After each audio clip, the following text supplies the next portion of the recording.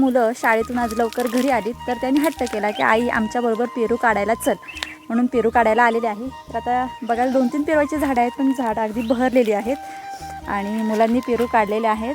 आता त्या पेरूच्या झाडाखाली खूप मोठ्या सापानं कात टाकलेली आहे. पण बायचान्स सापाची कात नसून जर साप असता तर मुलांनी किंवा मोठ्या माणसानं काय केलं असतं.